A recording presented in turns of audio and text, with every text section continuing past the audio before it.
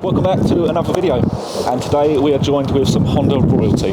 We've got Brian over from America, he's from Hasport, and we're going to go and give him a tour of our workshop. I'm really looking forward to this. Thanks for inviting me. Let's go in. So before we get into the tour of the workshop, Brian's just going to explain why I say he is Honda royalty. Probably because I'm old. We've been doing this for 25 years.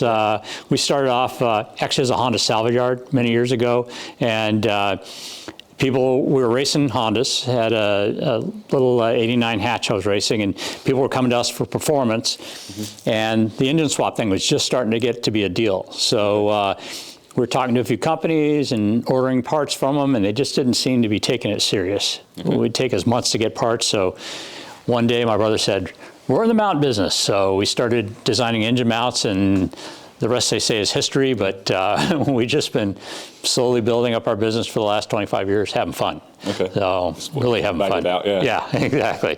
So you've been having fun too, obviously. Of course, yeah. And using your mounts at the same time.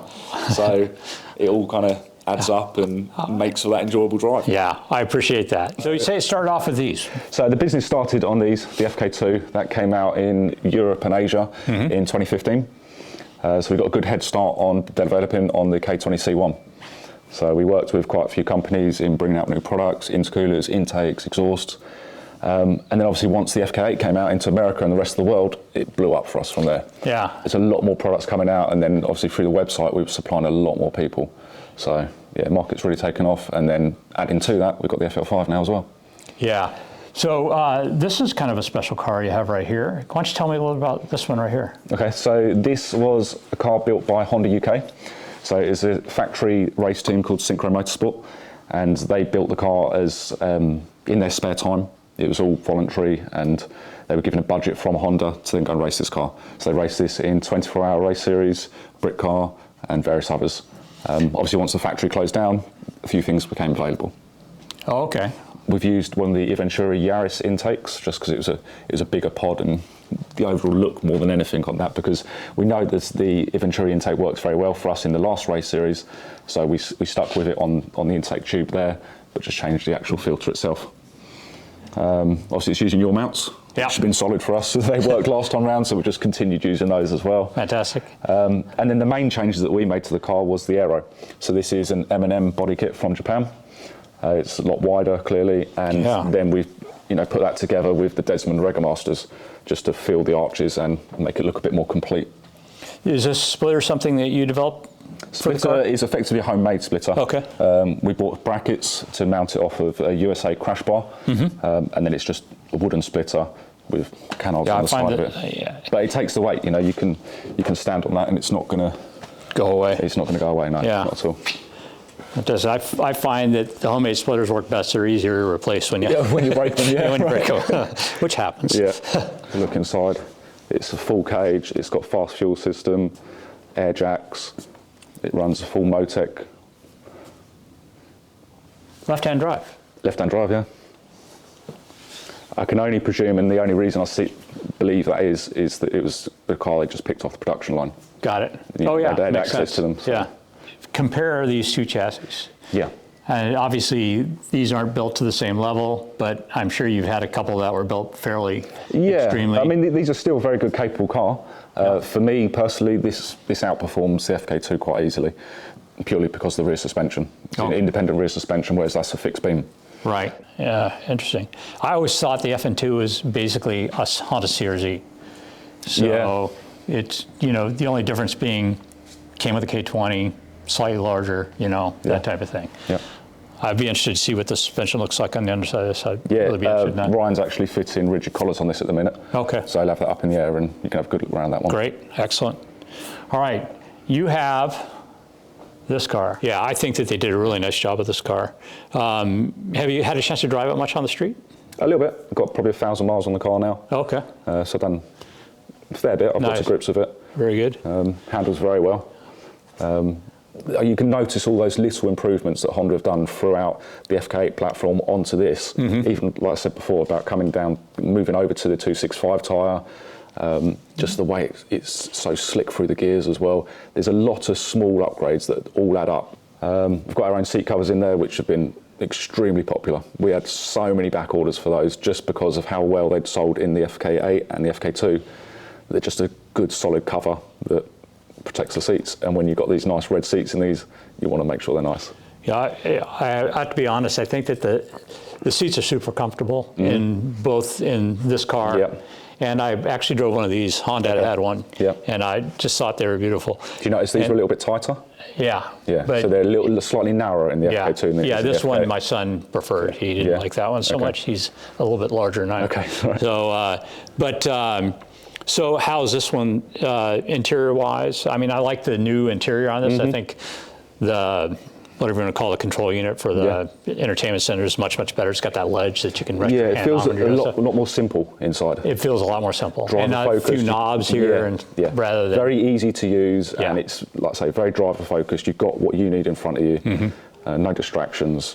Yeah, young people I know have complained a lot about the toned down looks, but I think the toned down looks, they're much more effective, I think. Yeah. It's smooth where it should be smooth, and it's got vents where there should be vents, rather than not vents. I mean, the FK8 was sort of chalk and cheese with a lot of people. They either loved it or hated it. Right. Whereas this, I think this will suit a lot more people because it's that little bit more subtle. It's not as quite in your face. Yeah. I keep going back and forth whether or not I want to buy one. I think I'm going to hold off, though, for right now. So I might get the Integra, though. Yeah, the Integra looks Integra at the new lovely. Integra Type S, and that's a nice looking car. Yeah. So, shame we're not getting them here. Oh, we're not. No. That is a shame. Yeah. Sorry to hear that. Yeah. Well, I mean, this car. We'll make do with this for now. Yeah, exactly. Good enough. Yeah. Talk to me a little bit about your early development with this car. Okay. We worked with Iventuri for the intakes initially. This was their old building, so we used to tune on this dyno here, just testing out on the 3D printed intakes. From there, we then moved over to intercoolers. We also do our own downpipe, and then working with other companies for exhausts. Once we got all that together, that gave us a good basis for then tuning and getting to our 400 horsepower target, which was quite easily achievable out of all these now. Nice. So we used Civecs initially. So a full standalone system, we could have 8 switchable maps through that. And then later on, helping Honda with the jailbreaking of this ECU, and then being able to run Honda on the FK2 too. Absolutely fantastic. Cool. Also IBAC, we did our own line of springs with IBAC on this as well. So we did a 20mm drop, but it was keeping the standard spring rate.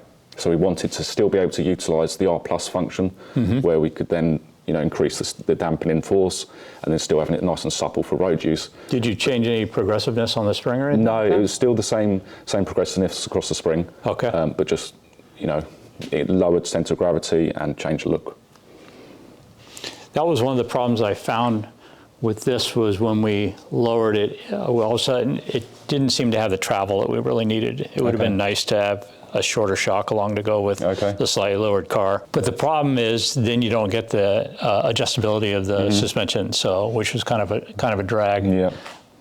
Well, on the FL5, that's just been to Nitron, suspension company over here, and they've developed a road going kit back from their race kits that they had previously. So that's now sitting, I think, around 25mm lower than stock. Okay. But we're also going to be looking at utilising an electronic unit to then be able to still adjust the dampening on these shocks that are on there now. That would be great. Yeah. That would be amazing. We've actually started to fit in these into different cars. So we, probably 2 years ago, we put one into an old Mini in the rear end. Oh, wow. And that was a really interesting conversion. Yeah. That eventually ended up going over to Civecs just to allow us to control a little bit more so, because we wanted to put traction control onto the car as well. So fitted reluctor rings, and it really went to town with that one. Unfortunately, that car went off to France now, so we don't see it anymore. But we've actually got another one coming in next week. This customer has actually fitted the engine into the front of the car on this one. So I'm interested to see how it is. Mini? An old Mini, and this one's a pickup as well. Oh, wow. So should be an interesting one. That's such a big engine to put in a Mini. It is. That's and especially crazy. in the front. Yeah. It wasn't too bad in the back because we used, or the customer used, a Z-Cars frame. So the Z-Cars already built a frame which then suited the K20A. So it wasn't too much. Actually, it's change of mounts and drive shafts. But I do have a Lotus Exige coming that I'm going to try to make mounts for that. That's another one that we were involved with. Oh, okay, cool. I'll show you a couple of pictures. How well did it fit? Very well. Yeah.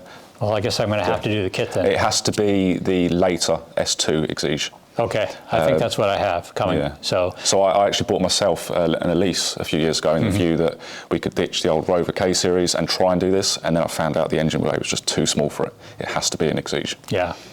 But, yeah, that was an interesting car. We've always had the oil level sensors on ours. Oh, it's an oil level sensor. Yeah. Got it. I wondered what it was. Yeah, I made the mistake of buying a few sumps from America initially. And there's no holes. And there's no hole there. So there was the orange one, which had the K20Z engine. So it's an FN2 engine that we put in. That was, again, using your mounts and shafts. Cool. That was one of the first cars that we'd done that sort of got us noticed a little bit. Nice. By the way, I'm going to make a case to take my seat kit for that too. Ah, cool. I think it'll fit, which That'll be means good. it'll fit in both the generations. Fit if it does. If it fits in that, you can put it in both generations. Oh, cool. All right, guys, we're going to wrap it up right there. I want to thank you guys for joining us here on YouTube. Please think about liking and subscribing. We're going to wrap it up right here because I got to look at this car a little more closely. Thanks for clicking on us.